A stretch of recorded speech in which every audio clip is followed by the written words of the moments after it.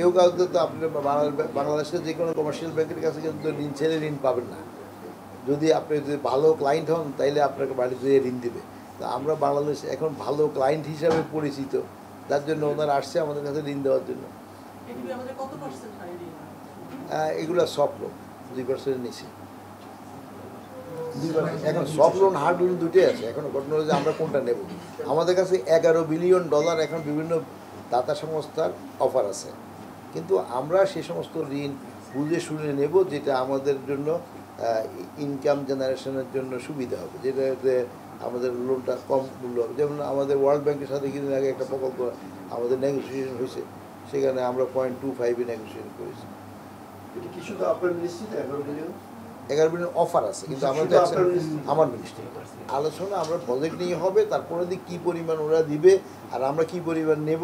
এখন এগুলো তো আমরা ওরা দিলে তো আমরা নেব না, ওরা যদি অফার করে সবটা আমি নেব না। আর আমরা চাইলেও যে সে দেবে সব জায়গাতে, তাও ঠিক না। এখন সব জায়গাতে আমরা আলোচনা হবে, আলোচনার পর দিয়ে নেগোসিয়েশন। আজকের আলোচনার মাধ্যম দিয়ে চূড়ান্ত হয়ে যাবে না, কারণ এর পরে দিয়া তাদেরকে তাদের হেডকোয়ার্টারে তারা আলোচনা করবে, আমরা আলোচনা করব। আমাদের যদি যেটা ইনকাম জেনারেটিভ হবে, আয় বর্ধনের সুবিধা হবে, দেশের অর্থনৈতিক ব্যবস্থা উন্নতির সুবিধা হবে, সেগুলোই আমরা নেব। তারা অফার দিলেও আমরা নেব। গ্রামীণ যোগাযোগ ব্যবস্থার উন্নতি, আর আমি এটা বিষয়ে আমাদের যে র্যামেল হয়েছে, র্যামেলে অনেক রাস্তাঘাট ক্ষতি হয়েছে, সেগুলোর জন্য আমরা ওদেরকে বলবো যে ফাইন্যান্স করার জন্য। যদি তারা নাও করে তাহলে আমরা র্যামেলের ক্ষয়ক্ষতি দ্রুত ঠিক করার জন্য আমাদের জিওবি টাকা দিয়ে হলো আমরা প্রকল্প নেব।